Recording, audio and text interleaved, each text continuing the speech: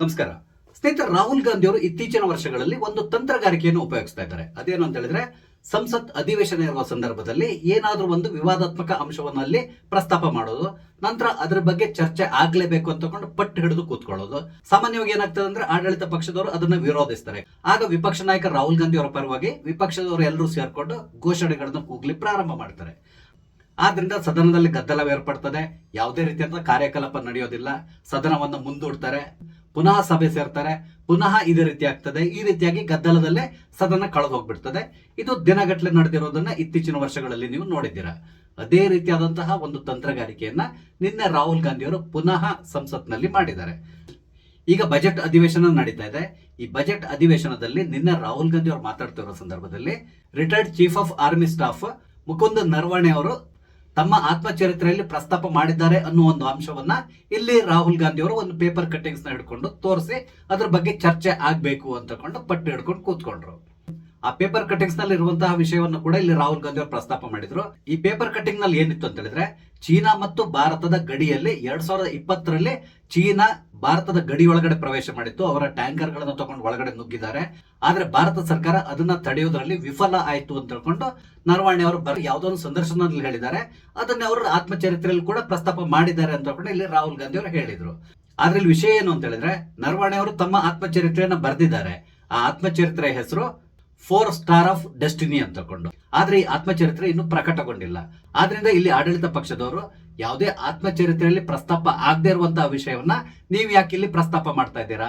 ಯಾವುದೋ ಪೇಪರ್ ನಲ್ಲೋ ಅಥವಾ ಯಾವುದೋ ಮ್ಯಾಗಝಿನ್ ನಲ್ಲಿ ಏನೋ ಒಂದು ವಿಷಯ ಬಂದಿದೆ ಅಂತ ಹೇಳಿದ್ರೆ ಅದನ್ನ ನಂಬಲಿಕ್ಕೆ ಸಾಧ್ಯ ಇಲ್ಲ.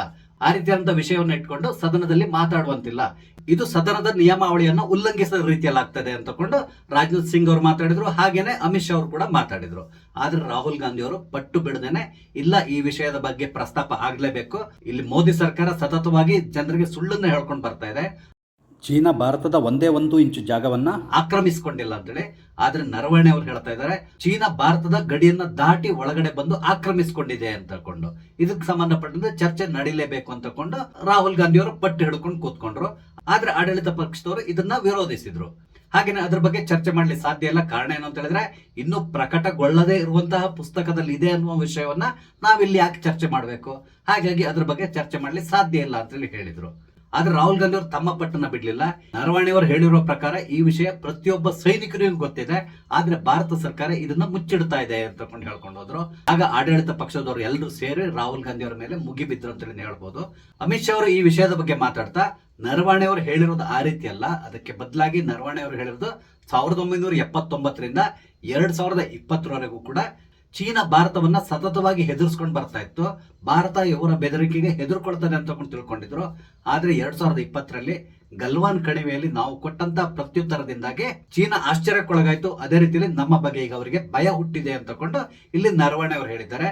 ಆದ್ರೆ ರಾಹುಲ್ ಗಾಂಧಿ ಅವರು ಅವೆಲ್ಲ ವಿಷಯವನ್ನು ಬಿಟ್ಟು ಇಲ್ಲಿ ಬೇರೆದೇ ವಿಷಯವನ್ನು ಮಾತಾಡ್ತಾ ಇದ್ದಾರೆ ಅಂತ ಹೇಳಿ ರಾಹುಲ್ ಗಾಂಧಿ ಅವರಿಗೆ ಚುಚ್ಚಿದ್ರು. ಆದ್ರೆ ರಾಹುಲ್ ಗಾಂಧಿ ಅವರು ಇದಕ್ಕೆ ಉತ್ತರ ಕೊಡ್ತಾ ಇರೋ ಸಂದರ್ಭದಲ್ಲಿ, ನಾನು ಯಾಕೆ ಸದನದಲ್ಲಿ ನಿಂತ್ಕೊಂಡು ರಾಷ್ಟ್ರದ ಭದ್ರತೆ ಸಂಬಂಧಪಟ್ಟಂತೆ ಚರ್ಚೆ ಮಾಡಬಾರದು ಈ ರೀತಿಯಾಗಿ ಪ್ರಶ್ನೆ ಮಾಡಿದ್ರು. ಆಗ ಸ್ಪೀಕರ್ ಓಂ ಬಿರ್ಲಾ ಅವರು ಹೇಳಿದ್ರು, ಯಾವುದೋ ಪತ್ರಿಕೆಯಲ್ಲಿ ಪ್ರಕಟ ಆದಂತಹ ವಿಷಯವನ್ನ ಇಲ್ಲಿ ನೀವು ಚರ್ಚೆ ಮಾಡುವ ಹಾಗಿಲ್ಲ ಈ ರೀತಿಯಾಗಿ ಹೇಳಿದ್ರು. ಆಗ ರಾಹುಲ್ ಗಾಂಧಿ ಅವರು ಪುನಃ ಸ್ಪೀಕರ್ ಅವ್ರನ್ನ ಕೇಳಿದ್ರು, ಹಾಗಾದ್ರೆ ನಾನು ಯಾವ ವಿಷಯದ ಬಗ್ಗೆ ಮಾತಾಡಬೇಕು ನೀವೇ ಹೇಳಿ ಅಂತ ಹೇಳಿದ್ರು. ಆಗ ಓಂ ಬಿರ್ಲಾ ಅವರು ರಾಹುಲ್ ಗಾಂಧಿ ಅವರಿಗೆ ಹೇಳಿದ್ರು, ನೀವು ಇಲ್ಲಿ ಯಾವ ವಿಷಯವನ್ನ ಮಾತಾಡ್ಬೇಕು ಅನ್ನೋದನ್ನ ನಾನ್ ಹೇಳಲಿಕ್ಕಾಗಲ್ಲ. ನೀವು ನಿಮ್ಮ ರಾಜಕೀಯ ಸಲಹೆಗಾರರು ಯಾರಿದ್ದಾರೆ ಅವ್ರನ್ನ ಕೇಳ್ಕೊಂಡು ಬನ್ನಿ. ನನ್ನ ಕೆಲಸ ಇಲ್ಲಿ ಲೋಕಸಭೆಯನ್ನ ಸುಸೂತ್ರವಾಗಿ ನಡೆಸ್ಕೊಂಡು ಹೋಗೋದು. ಅದು ಬಿಟ್ಟು ನೀವು ಯಾವ ವಿಷಯದ ಬಗ್ಗೆ ಮಾತಾಡ್ಬೇಕು ಅಂತಕೊಂಡು ನಾನು ನಿಮ್ಗೆ ಡೈರೆಕ್ಷನ್ ಕೊಡ್ಲಿಕ್ಕಾಗಲ್ಲ. ನಿಮ್ಮ ರಾಜಕೀಯ ಸಲಹೆಗಾರರನ್ನ ಆ ವಿಷಯದ ಬಗ್ಗೆ ಕೇಳ್ಕೊಂಡು ಬನ್ನಿ ಅಂತಕೊಂಡು ಹೇಳಿದ್ರು.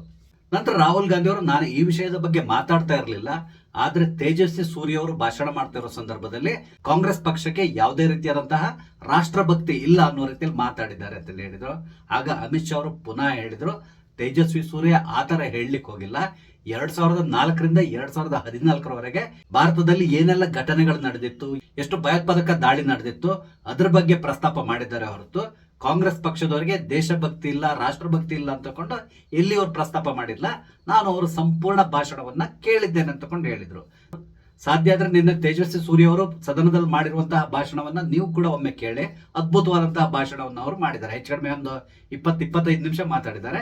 ಹಿಂದಿ ಮತ್ತು ಇಂಗ್ಲಿಷ್ ನಲ್ಲಿ ನಿರರ್ಗಳವಾಗಿ ಮಾತಾಡಿದ್ದಾರೆ. ತುಂಬಾ ಚೆನ್ನಾಗಿ ಮಾತಾಡಿದ್ದಾರೆ. ಒಮ್ಮೆ ಸಾಧ್ಯ ಆದ್ರೆ ಆ ಭಾಷಣವನ್ನು ಕೂಡ ನೀವು ಕೇಳಿ. ಇದೆಲ್ಲ ಆದ್ಮೇಲೆ ನಿಶಿಕಾಂತ್ ದುಬೆ ಅವರು ಎದ್ದು ನಿಂತು ಭಾಷಣ ಮಾಡ್ಲಿ ಪ್ರಾರಂಭ ಮಾಡಿದ್ರು. ನಿಮ್ಗೆ ಗೊತ್ತಿರಬಹುದು ನಿಶಿಕಾಂತ್ ದುಬೆ ಅವರು ಭಾಷಣ ಮಾಡ್ತಾರೆ ಅಂತ ಹೇಳಿದ್ರೆ ಅಲ್ಲಿ ಬಹಳಷ್ಟು ವಿಷಯಗಳು ನಿಮ್ಗೆ ಸಿಗ್ತದೆ. ಇಲ್ಲಿ ನಿಶಿಕಾಂತ್ ದುಬೆ ಅವರು ನೇರವಾಗಿ ನೆಹರು ಕಾಲದಲ್ಲಿ ಏನೆಲ್ಲ ನಡೀತು ಅಂದ್ರೆ ಚೀನಾ ಮತ್ತು ಭಾರತ ನಡುವೆ ನಡೆದಂತಹ 1962ರ ಯುದ್ಧ, ಆ ಸಂದರ್ಭದಲ್ಲಿ ಭಾರತ ಯಾಕೆ ಸೋಲ್ತು, ಇದಕ್ಕೆ ಸಂಬಂಧಪಟ್ಟಂತೆ ಕೆಲವೊಂದು ವಿಷಯಗಳನ್ನ ಹೇಳಿದ್ರು. ಹಾಗೇನೆ ರಾಹುಲ್ ಗಾಂಧಿ ಅವ್ರನ್ನ ಉದ್ದೇಶಿಸಿ ಹೇಳಿದ್ರು. ಒಂದ್ ವೇಳೆ ನಿಮ್ಗೆ ಈ ವಿಷಯಗಳು ಗೊತ್ತಿಲ್ಲ ಅಂತ ಹೇಳಿದ್ರೆ ಒಂದು 2-3 ಪುಸ್ತಕದ ಹೆಸರನ್ನ ಹೇಳ್ತೇನೆ. ಆ ಪುಸ್ತಕಗಳನ್ನ ಸ್ವಲ್ಪ ಚೆನ್ನಾಗಿ ಸ್ಟಡಿ ಮಾಡಿ. ಆವಾಗ ನಿಮ್ಗೆ ಗೊತ್ತಾಗ್ತದೆ ನಿಮ್ಮ ಮುತ್ತಜ್ಜ ಯಾವ ರೀತಿಯಾಗಿ ದೇಶವನ್ನ ಮುನ್ನಡೆಸಿದ್ದಾರೆ ಅಂತ ತಿಳ್ಕೊಂಡು. ಹಾಗಾಗಿ ಈ ಪುಸ್ತಕಗಳನ್ನ ಓದಿ ಅಂತೇಳಿ ಆ 3 ಪುಸ್ತಕಗಳ ಬಗ್ಗೆ ಕೂಡ ಹೇಳಿದ್ರು. ಅದು ಯಾವ್ದೆಲ್ಲ ಪುಸ್ತಕ ಅಂತ ಹೇಳಿದ್ರೆ, ನೆಹರು ಅವರ ಅಧಿಕಾರದ ಅವಧಿಯಲ್ಲಿ ಇಂಟೆಲಿಜೆನ್ಸ್ ಚೀಫ್ ಆಗಿದ್ದಂತಹ BN ಮಲ್ಲಿಕ್ ಬರೆದಿರುವಂತಹ ಪುಸ್ತಕ ಮೈ ಇಯರ್ಸ್ ವಿತ್ ನೆಹರು, ಚೈನಾ ಬಿಟ್ರಯಲ್. ಈ ಪುಸ್ತಕವನ್ನು ಓದಿ ಅಂತ ಹೇಳಿದ್ರು. ಈ ಪುಸ್ತಕದಲ್ಲಿ ಪ್ರಮುಖವಾಗಿ ನೆಹರು ಅವರು ರಾಜತಾಂತ್ರಿಕವಾಗಿ ಮತ್ತು ರಕ್ಷಣಾತ್ಮಕವಾಗಿ ಚೀನಾದ ವಿಷಯದಲ್ಲಿ ಎಲ್ಲೆಲ್ಲಿ ದಾರಿ ತಪ್ಪಿದ್ರು ಅನ್ನೋದನ್ನ ಸಂಪೂರ್ಣ ವಿಸ್ತಾರವಾಗಿ ಬರೆದಿದ್ದಾರೆ. ನಿಮ್ಗೆ ಗೊತ್ತಿರಬಹುದು, ವಾಜಪೇಯಿ ಆದಿಯಾಗಿ ಪ್ರತಿಯೊಬ್ರು ಕೂಡ ನೆಹರು ಅವರನ್ನ ಎಚ್ಚರಿಸಿದ್ರು, ಚೀನಾ ನಮ್ಮ ಮೇಲೆ ಯಾವುದೇ ಸಂದರ್ಭದಲ್ಲಿ ದಾಳಿ ನಡೆಸಬಹುದು ಅಂತೇಳಿ. ಅದೇ ರೀತಿಯಲ್ಲಿ ಅವರಿಗೆ ಇಂಟೆಲಿಜೆನ್ಸ್ ರಿಪೋರ್ಟ್ ಕೂಡ ಬಂದಿತ್ತು. ಆದ್ರೆ ನೆಹರು ಅವರು ಅದನ್ನ ಸಂಪೂರ್ಣವಾಗಿ ನಿರಾಕರಿಸಿದ್ರು. ಚೀನಾ ಯಾವುದೇ ಕಾರಣಕ್ಕೆ ಭಾರತದ ಮೇಲೆ ದಾಳಿ ಮಾಡೋದಿಲ್ಲ. ಕಾರಣ ಏನು ಅಂತ ಹೇಳಿದ್ರೆ ಚೀನಾ ಮತ್ತು ಭಾರತ ಬಾಯಿ ಅಂತ ಹೇಳ್ಕೊಂಡು ಬಂದ್ರು. ಕೊನೆಗೆ 1962ರಲ್ಲಿ ಚೀನಾ ಭಾರತದ ಮೇಲೆ ನೇರವಾಗಿ ದಾಳಿ ಮಾಡಿತು. ಭಾರತದ ಒಂದಿಷ್ಟು ಭೂಭಾಗವನ್ನ ಆಕ್ರಮಿಸಿಕೊಂಡು ಕೂತ್ಕೊಂಡಿದೆ. ಇವಾಗಲೂ ಕೂಡ ಚೀನಾದ ಕೈಯಲ್ಲೇ ಆ ಭೂಭಾಗ ಇದೆ. ಆದ್ರೆ ಅದನ್ನ ಕಾಂಗ್ರೆಸ್ನವರು ಎಲ್ಲಿಯೂ ಕೂಡ ಪ್ರಸ್ತಾಪ ಮಾಡ್ಲಿಕ್ಕೆ ಹೋಗೋದಿಲ್ಲ. ಹಾಗೇನೆ ಇಲ್ಲಿ ನಿಶಿಕಾಂತ್ ದುಬೆ ಅವರು ಇನ್ನೂ ಒಂದು ಪುಸ್ತಕದ ಬಗ್ಗೆ ಪ್ರಸ್ತಾಪ ಮಾಡಿದ್ರು. ಆ ಪುಸ್ತಕವನ್ನು ಬರೆದವರು ಬ್ರಿಗೇಡಿಯರ್ ಜಾನ್ ದಳಿವೆ ಅವರು. ಈ ಪುಸ್ತಕದ ಹೆಸರು ಹಿಮಾಲಯನ್ ಬ್ಲಂಡರ್. ನನ್ಗನ್ಸ್ತದೆ ಈ ಪುಸ್ತಕವನ್ನ ನೀವು ಬಹಳಷ್ಟು ಜನ ಓದಿರ್ತೀರಾ ಅಂತಕೊಂಡು. ನಾನಂತೂ ಓದಿದ್ದೇನೆ. ಈ ಪುಸ್ತಕದಲ್ಲಿ ತುಂಬಾ ಡೀಟೇಲ್ ಆಗಿ ಭಾರತ ಮತ್ತು ಚೀನಾದ ನಡುವೆ ನಡೆದಿರುವಂತಹ ಯುದ್ಧದ ಸಂದರ್ಭದಲ್ಲಿ ಏನೆಲ್ಲ ನಡೀತು, ಭಾರತದ ಪರಿಸ್ಥಿತಿ ಯಾವ ರೀತಿ ಇತ್ತು, ಎಲ್ಲಿವರೆಗೆ ಅಂತ ಹೇಳಿದ್ರೆ ಭಾರತೀಯ ಸೈನಿಕರಿಗೆ ಹಾಕೊಳ್ಳಿಕ್ಕೆ ಸರಿಯಾದಂತಹ ಶೂ ಕೂಡ ಇರಲಿಲ್ಲ. ಹಾಗೇನೆ ಗಡಿಯಲ್ಲಿ ಹೋರಾಡ್ತಾ ಇದ್ದಂತಹ ಭಾರತೀಯ ಸೈನಿಕರಿಗೆ ಸರಿಯಾದ ರೀತಿಯ ಫುಡ್ ಸಪ್ಲೈ ಕೂಡ ಆಗ್ತಾ ಇರಲಿಲ್ಲ. ನಿರಂತರವಾಗಿ 2-3 ದಿನ ನಮ್ಮ ಸೈನಿಕರು ಆಹಾರ ಮತ್ತು ನೀರಿಲ್ಲದೇನೆ ಚೀನಾದ ಸೈನಿಕರ ವಿರುದ್ಧ ಕೆಚ್ಚೆದೆಯಿಂದ ಹೋರಾಡಿದ್ರು. ಆ ವಿಷಯವನ್ನ ಸಂಪೂರ್ಣವಾಗಿ ಇಲ್ಲಿ ದಳಿವೆ ಅವರು ವಿವರಿಸಿಕೊಂಡು ಹೋಗಿದ್ದಾರೆ. ಹಾಗೇನೆ ಆ ಸಂದರ್ಭದಲ್ಲಿ ನಮ್ಮ ಸರ್ಕಾರ ಅಂದ್ರೆ ನೆಹರು ಅವರ ಸರ್ಕಾರ ಯಾವ ರೀತಿ ನಡ್ಕೊಳ್ತು, ಯಾವ ರೀತಿಯಾಗಿ ಸೈನಿಕರನ್ನ ನಡು ನೀರಲ್ಲಿ ಕೈ ಬಿಟ್ರು, ಪ್ರತಿಯೊಂದು ವಿಷಯವನ್ನು ಕೂಡ ಈ ಪುಸ್ತಕದಲ್ಲಿ ಅವರು ವಿವರಿಸಿದ್ದಾರೆ.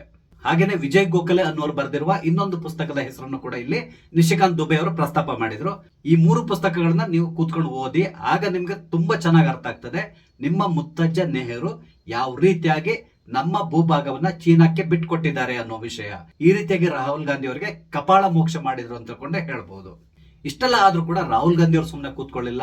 ಇಂಡಿ ಒಕ್ಕೂಟದ ಸಂಸದರನ್ನ ಇನ್ನೂ ಗಲಭೆ ಮಾಡ್ಲಿಕ್ಕೆ ಅವರು ಪ್ರೋತ್ಸಾಹ ಕೊಡ್ತಾ ಇದ್ರು. ಆ ಸಂದರ್ಭದಲ್ಲಿ ಅಖಿಲೇಶ್ ಯಾದವ್ ಕೂಡ ರಾಹುಲ್ ಗಾಂಧಿ ಅವರ ಸಪೋರ್ಟಿಗೆ ಬಂದ್ರು. ರಾಹುಲ್ ಗಾಂಧಿ ಅವರು ಭಾರತದ ಭದ್ರತೆಗೆ ಸಂಬಂಧಪಟ್ಟಂತೆ ಸದನದಲ್ಲಿ ಮಾತಾಡ್ಲಿಕ್ಕೆ ಅವಕಾಶ ಕೊಡಬೇಕು ಅಂತೇಳಿ ಲೋಕಸಭಾ ಅಧ್ಯಕ್ಷರನ್ನ ಕೇಳ್ಕೊಂಡ್ರು. ಆದ್ರೆ ಲೋಕಸಭಾ ಅಧ್ಯಕ್ಷರು ಅದನ್ನ ನಿರಾಕರಿಸಿದ್ರು. ಕಾರಣ ಏನಂತ ಹೇಳಿದ್ರೆ ರಾಷ್ಟ್ರೀಯ ಭದ್ರತೆ ಸಂಬಂಧಪಟ್ಟಂತೆ ಯಾವುದೇ ವಿಷಯವನ್ನ ನಾವು ಓಪನ್ ಆಗಿ ಡಿಸ್ಕಸ್ ಮಾಡುವ ಹಾಗಿಲ್ಲ. ಈ ವಿಷಯ ಮಾಜಿ ರಕ್ಷಣಾ ಸಚಿವ ಮುಲಾಯಂ ಸಿಂಗ್ ಯಾದವ್ ಅವರ ಮಗ ಆದಂತಹ ಅಖಿಲೇಶ್ ಯಾದವ್ ಕೂಡ ತುಂಬಾ ಚೆನ್ನಾಗಿ ಗೊತ್ತಿತ್ತು. ಆದ್ರೂ ಕೂಡ ಇಲ್ಲಿ ರಾಹುಲ್ ಗಾಂಧಿ ಅವರೇ ಸಪೋರ್ಟ್ ಆಗಿ ಅವರು ಮಾತಾಡಿದ್ರು. ಗದ್ದಲ ಜಾಸ್ತಿ ಆಗ್ತಾ ಹೋದಾಗೆ ಸದನವನ್ನ ಮುಂದೂಡಿದ್ರು. ಪುನಃ ಸದನ ಆರಂಭ ಆಯ್ತು. ಮತ್ತೆ ಪುನಃ ಗಲಭೆ ಜಾಸ್ತಿ ಆದಾಗ ಪುನಃ ಸದನವನ್ನ ಇವತ್ತಿಗೆ ಮುಂದೂಡಿದ್ರು. ಇವತ್ತು ಬೆಳಿಗ್ಗೆಯಿಂದ ಕೂಡ ಸದನದಲ್ಲಿ ಗಲಭೆ ನಡೀತಾನೆ ಇದೆ, ಸದನ ನಡೀತಾ ಇಲ್ಲ. ಕಾರಣ ಏನು ಅಂತ ಹೇಳಿದ್ರೆ ಅಮೆರಿಕ ಮತ್ತು ಭಾರತದ ನಡುವೆ ನಡೆದಿರುವಂತಹ ಟ್ರೇಡ್ ಡೀಲ್ ಬಗ್ಗೆ ಚರ್ಚೆ ಆಗ್ಬೇಕು ಅಂತ ವಿಪಕ್ಷದವರು ಪಟ್ಟು ಹಿಡ್ಕೊಂಡು ಕೂತಿದ್ದಾರೆ. ಆದ್ರಿಂದಾಗಿ ಇವತ್ತು ಕೂಡ ಇಲ್ಲಿವರೆಗೆ ಸದನ ಸರಿಯಾಗಿ ನಡೆದಿಲ್ಲ. ಇಲ್ಲಿ ರಾಹುಲ್ ಗಾಂಧಿ ಅವರ ತಂತ್ರಗಾರಿಕೆ ಬಗ್ಗೆ ಮಾತಾಡೋದಾದ್ರೆ ಇದ್ರ ಹಿಂದೆ ಒಂದು ಟೂಲ್ ಕಿಟ್ ಕೆಲಸ ಮಾಡ್ತಾ ಇದೆ ಅಂತ ಯಾವಾಗ್ಲೂ ಎಲ್ಲರೂ ಹೇಳ್ತಾ ಇದ್ದಾರೆ. ಆ ಟೂಲ್ ಕಿಟ್ ಕೂಡ ಯಾವ್ದನ್ನೋದು ಎಲ್ಲರಿಗೂ ಗೊತ್ತಿರುವಂತಹ ವಿಷಯ. ಇಲ್ಲಿ ಪ್ರಮುಖವಾಗಿ ರಾಹುಲ್ ಗಾಂಧಿ ಅವರಿಗೆ ಇರುವಂತಹ ಬಹುದೊಡ್ಡ ವೀಕ್ನೆಸ್ ಏನಂತ ಹೇಳಿದ್ರೆ ಈ ವ್ಯಕ್ತಿ ಯಾವುದೇ ವಿಷಯವನ್ನ ಸರಿಯಾಗಿ ತಿಳ್ಕೊಂಡು ಬಂದಿರಲ್ಲ. ಎಲ್ಲದಕ್ಕಿಂತ ಮುಖ್ಯವಾಗಿ ಯಾವುದೇ ವಿಷಯದ ಬಗ್ಗೆ ಅಧಿಕಾರಯುತವಾಗಿ ಮಾತಾಡುವಂತಹ ತಾಕತ್ತು ಕೂಡ ರಾಹುಲ್ ಗಾಂಧಿ ಅವರಿಗಿಲ್ಲ. ನೀವು ನೋಡಿರ್ಬೋದು, ಅವ್ರು ಎಲ್ಲಾದ್ರೂ ಭಾಷಣ ಮಾಡ್ತಾ ಇರೋ ಸಂದರ್ಭದಲ್ಲಿ ಅಥವಾ ಲೋಕಸಭೆಯಲ್ಲೇ ನಿಂತ್ಕೊಂಡು ಮಾತಾಡುವಾಗ ಕೆಲವೊಂದು ವಿಷಯಗಳ ಬಗ್ಗೆ ತಪ್ಪಾಗಿ ಮಾತಾಡಿರೋದನ್ನ ನಾವು ಗಮನಿಸಿದ್ದೇವೆ. ಹಾಗಾಗಿ ರಾಹುಲ್ ಗಾಂಧಿ ಅವರು ಏನಾದ್ರೂ ಮಾಡಿ ಸದನದಲ್ಲಿ ಈ ರೀತಿಯಾದಂತಹ ಬೇಡದಿರುವ ವಿಷಯಗಳನ್ನ ಪ್ರಸ್ತಾಪ ಮಾಡಿ ಅಲ್ಲಿ ಗದ್ದಲವನ್ನ ಏರ್ಪಡಿಸಿ ಸದನವನ್ನ ಮುಂದೂಡುವ ರೀತಿಯಲ್ಲಿ ನೋಡ್ಕೊಂಡು ಬರ್ತಾನೆ ಇದ್ದಾರೆ. ಆ ಮುಖಾಂತರ ನಿಮ್ಮ ಟ್ಯಾಕ್ಸ್ ಹಣವನ್ನ ಈ ರೀತಿಯಾಗಿ ಪೋಲ್ ಮಾಡ್ಲಿಕ್ಕೆ ರಾಹುಲ್ ಗಾಂಧಿ ಅವರು ಸತತ ಪ್ರಯತ್ನ ಪಡ್ತಾ ಇದ್ದಾರೆ ಅಂತ ಹೇಳ್ಬೋದು. ಖಂಡಿತವಾಗಿ ಈ ವಿಷಯ ಇಲ್ಲಿಗೆ ನಿಲ್ಲೋದಿಲ್ಲ. ಕಾರಣ ಏನು ಅಂತ ಹೇಳಿದ್ರೆ, ನರವಾಣೆಯವರು ಬರೆದಿರುವಂತಹ ಪುಸ್ತಕ ಇನ್ನೂ ಪ್ರಕಟಗೊಳ್ಳಬೇಕಿದೆ. ಒಮ್ಮೆ ಈ ಪುಸ್ತಕ ಪ್ರಕಟಗೊಂಡಾಗ ಖಂಡಿತವಾಗಿ ಅದರಲ್ಲಿ ಯಾವ ವಿಷಯಗಳನ್ನ ಪ್ರಸ್ತಾಪ ಮಾಡಿದ್ದಾರೆ, ಅದರಿಂದ ದೇಶದ ಭದ್ರತೆಗೆ ಏನಾದ್ರೂ ಸಮಸ್ಯೆ ಉಂಟಾಗಬಹುದಾ, ಎಲ್ಲದನ್ನು ಕೂಡ ಎಲ್ಲರೂ ಚೆಕ್ ಮಾಡಿ ನೋಡ್ತಾರೆ. ಸಾಮಾನ್ಯವಾಗಿ ಸೇನಾಧಿಕಾರಿಗಳು, ಅದರಲ್ಲೂ ಪ್ರಮುಖವಾಗಿ ಚೀಫ್ ಆಫ್ ಆರ್ಮಿ ಸ್ಟಾಫ್ ಆಗಿರುವಂತಹ ಮುಕುಂದ್ ನರವಣೆ ಅವರು ಬರೆದಿರುವಂತಹ ಪುಸ್ತಕದಲ್ಲಿ ದೇಶದ ಭದ್ರತೆಗೆ ಕುಂದುಂಟಾಗುವಂತಹ ಯಾವುದೇ ಅಂಶ ಖಂಡಿತವಾಗಿ ಇರಲ್ಲ ಅಂತೇಳಿ ಹೇಳ್ಬಹುದು. ಆದ್ರೂ ಕೂಡ ರಾಹುಲ್ ಗಾಂಧಿ ಅವರು ಅಲ್ಲಿ ಸಂದರ್ಶನದಲ್ಲಿ ಹಾಗೆ ಹೇಳಿದ್ದಾರೆ, ಇಲ್ಲಿ ಸಂದರ್ಶನದಲ್ಲಿ ಹೀಗೆ ಹೇಳಿದ್ದಾರೆ. ಈ ರೀತಿಯಾಗಿ ಪ್ರಪಗಂಡವನ್ನ ಸೃಷ್ಟಿ ಮಾಡ್ಲಿಕ್ಕೆ ಪ್ರಯತ್ನಿಸ್ತಾ ಇದ್ದಾರೆ ಅನಿಸ್ತದೆ. ಆದ್ರೆ ಇವರ ಈ ಪ್ರಯತ್ನ ಇಲ್ಲಿ ನಿಷ್ಫಲ ಆಗಿದೆ ಅಂತಕೊಂಡೇ ಹೇಳ್ಬಹುದು. ರಾಹುಲ್ ಗಾಂಧಿಗೆ ಯಾವಾಗ ಬುದ್ಧಿ ಬರ್ತದೋ ಗೊತ್ತಿಲ್ಲ, ಯಾವುದಕ್ಕೂ ನಾವು ಕಾದ್ ನೋಡ್ಬೇಕಾಗಿದೆ. ಸ್ನೇಹಿತರೆ, ಈ ಎಲ್ಲ ವಿಷಯಗಳ ಬಗ್ಗೆ ನಿಮ್ಗೆ ಏನಿಸ್ತದೆ, ನಿಮ್ಮ ಅನಿಸಿಕೆಗಳನ್ನ ದಯವಿಟ್ಟು ಕಮೆಂಟ್ ಮುಖಾಂತರ ತಿಳಿಸಿ. ಹಾಗೆ ಇಲ್ಲಿ ನಾನು ಹಂಚ್ಕೊಂಡಂತ ವಿಷಯ ಇಷ್ಟ ಆದ್ರೆ ಲೈಕ್ ಮಾಡಿ, ಶೇರ್ ಮಾಡಿ, ದಯವಿಟ್ಟು ನನ್ನ ಚಾನಲ್ ಸಬ್ಸ್ಕ್ರೈಬ್ ಮಾಡಿ. ನಮಸ್ತೆ, ಜೈ ಹಿಂದ್.